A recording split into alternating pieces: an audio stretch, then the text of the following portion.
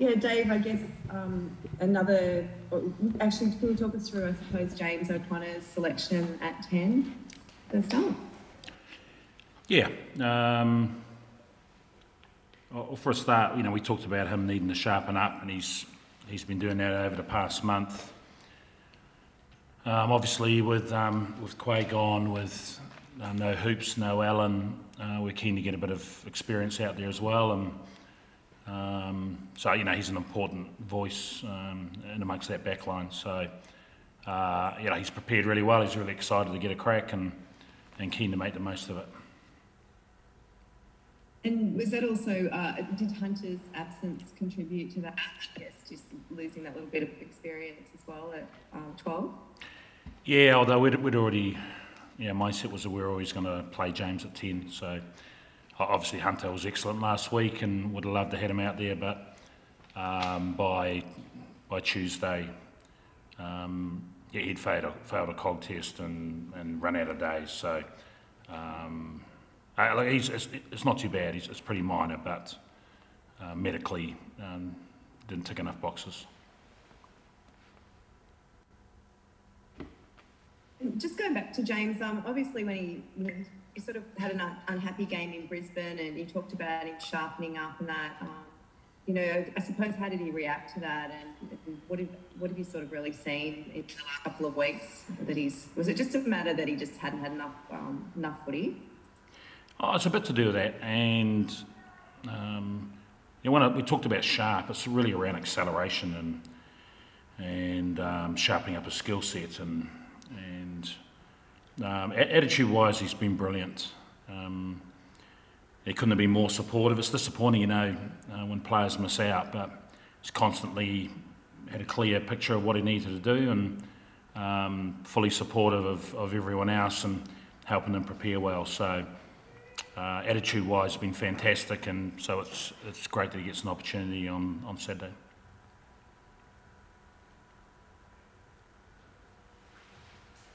You say Lalakai Feketi at 12. Can you just talk us through how you've seen his progression, particularly over the last 12 months after giving him his cap against Wales? Yeah, I thought La had his best season ever from a super point of view. He's a good athlete, good feet,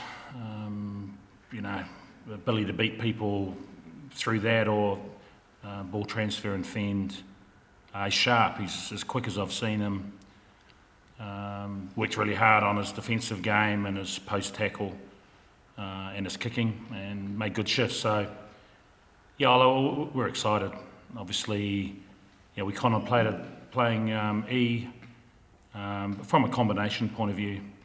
Him and Rennie have played a lot of footy together, but we genuinely believe that Lars ready to go and has earned the right. So there's that combination also with Nick White and Alessio, that Brumbies kind of quartet. Was there anything you go back to that inexperience, Simone's only played a couple of test matches, that also weigh into that factor to play Lau at 12? We picked him based on who we thought could do the best job. It's been good to have E in the mix, and he's a very good communicator. He's also had an excellent season for the Brumbies, his best since I've been here, and obviously he's heading off to Clermont, so nice that he's going to be on the bench. His two caps were both in First Nations jerseys, so fantastic we get to play in a gold one.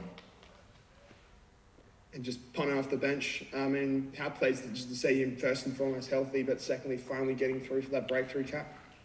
Yeah, he's missed a few opportunities. We've had Al and Taniela out at different times, and fortunately Ponno's been injured as well. So, he's very excited. Again, he's a massive man. When Taniela comes off, we're going to replace him with someone who's a pretty similar dimensions. So, he's prepared well and excited and ready to go. Dave, how did Noah take the news when you told him you were going with James at 10?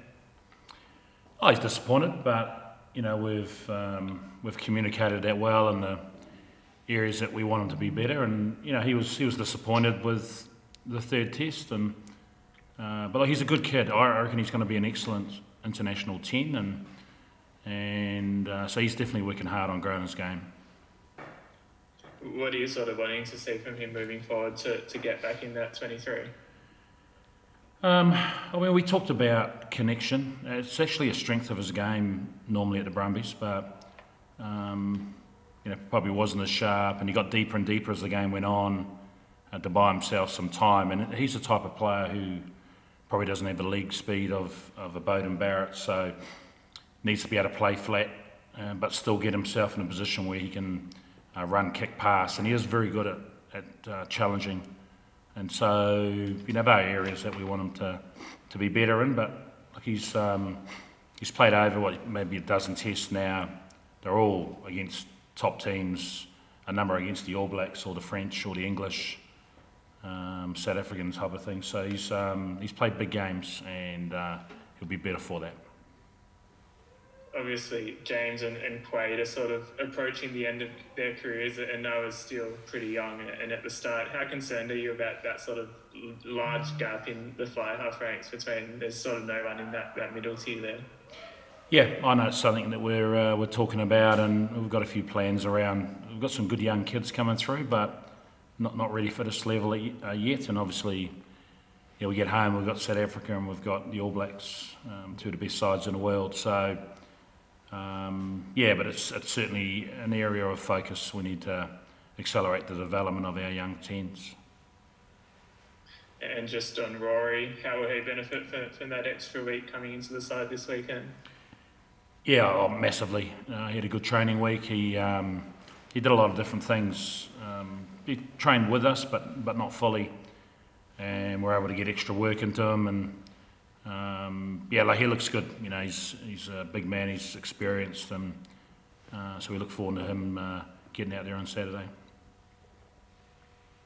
And Dave, with Rory, how important is it to maximise his value with the team by playing him consistently, getting him a run of tests? Because he seems like in the forwards with so much technical interaction, you just get benefits playing test after test. I mean, is that something you really want to do through this Rugby Championship now, playing a lot of footy? Yeah, I mean, ideally, but the nature of test footy, or certainly for us at the moment, is there's been a number of injuries, and so there's different combinations, and so guys work hard during the week to get that understanding, and some of the guys, even if they're not in the starting lineup, have formed a relationship with other guys because they're training in the opposition. So, look, he's a big target.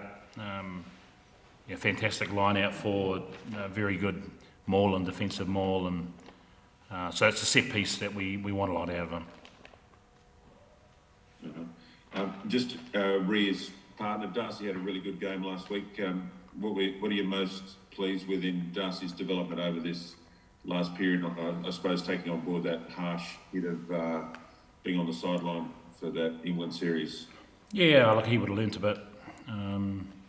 We know, Darcy calls the line out very well, smart. His work rate was really good last week. He's starting to bring a lot more physical presence, and I thought he had a really big game last week. Yeah, thanks, Dave. Dave, do you see that James O'Connor could go through to the World Cup, or are you not looking kind of in a development mindset at all, and just about the next game? And what do you think about his durability and injuries he's had over the past season? Is it kind of a concern? Oh, of course it is. But he's earned the right to play this weekend, and our thinking is he'll go through to a World Cup. I guess time will tell. He's keen to get out there and prove that he's got plenty more footy in him. Is it the biggest position of concern for you, 14, 15 months out from that tournament? Oh, yeah, look, I would say so. We've